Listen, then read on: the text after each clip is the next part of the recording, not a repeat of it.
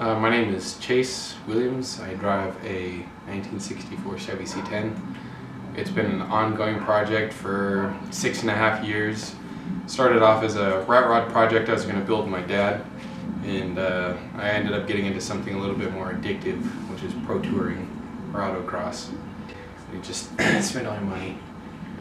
So when I first got my permit, I was looking for a vehicle and I wasn't 100% sure what I wanted. My dad offered up his 66 El Camino, and I really wanted that truck, but it needed some work.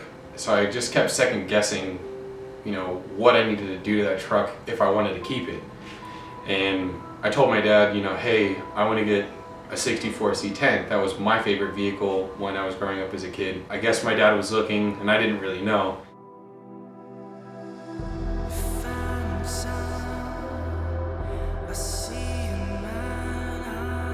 It was mainly trying to make an older vehicle modernized. So how far you could take a vehicle to outperform like a 2015 Corvette or 2015 Camaro and just smash on lap times. With the rat rod, everybody has one. Same thing with like the 350s, everybody's got one of those. I don't want to be the typical person with like a typical build on a typical car. So just try and break that fourth wall and do something that nobody really does. It was mainly the attachment of actually being able to spend time with my dad. Like, everybody's parents are always busy and stuff like that. And as a kid, watching my dad build his, I wanted that same type of relationship with my father building my first, race car, race truck. And I thought back, what was my favorite car from my childhood that my dad had? It was the 66 El Camino and the 64 C10 that he had. And everybody has a pro touring El Camino. Nobody has a pro touring C10. I mean, maybe like one person. A couple of companies that come to mind, there's 3 of them. One that really came to mind is No Limit Engineering. They build a lot of high-end Chevy C10s, chassis, suspension upgrade components, the whole 9 yards. And I've seen a few of their trucks like up close and personal. When you look at them from afar, they look bone stock.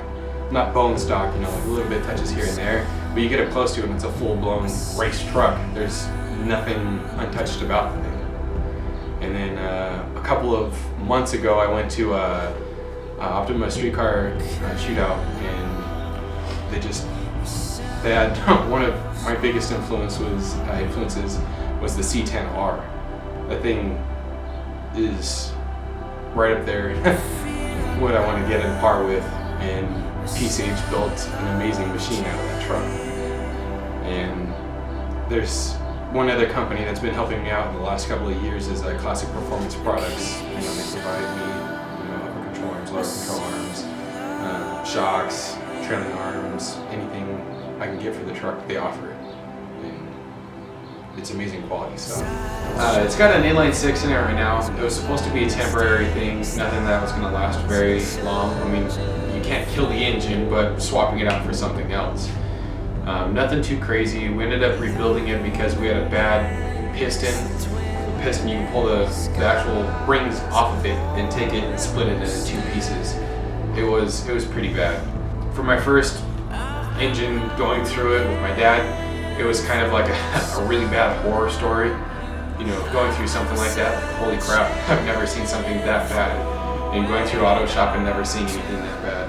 We ended up getting a Holley carburetor on there. It's still a single barrel, but it does the job.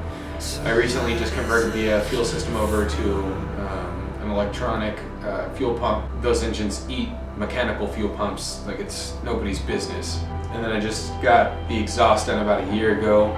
I got a 2.5 inch to a Flowmaster 40 to a 3 inch, and it's done me quite well. I think I'm ready for the 5.3 liter. Just gotta hurry up and get that thing done. The wheels, nothing too special right now, just because if I were to hit the streets and drive a little bit sporadically or actually go to an autocross event and bend or break one of the wheels, I'm not gonna cry or anything like that over it. I'm not gonna lose sleep over breaking one.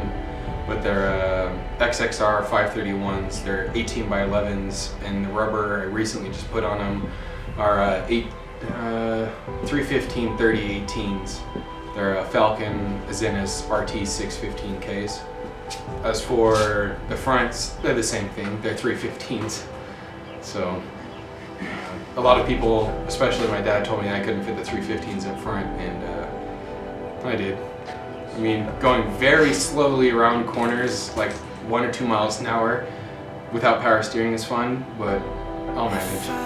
Trying to make the opportunity available to my dad and me to get this back on track. You know, that's the relationship I really want, is to finish this project, or on and off work on the truck with him, but keep that relationship alive. I want to have a really good memory with him.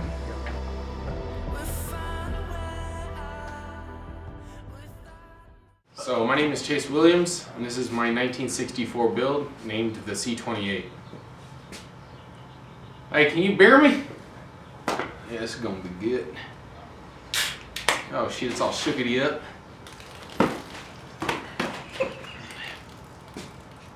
What just happened? I was expecting the bigger, like. Oh shit, my beer!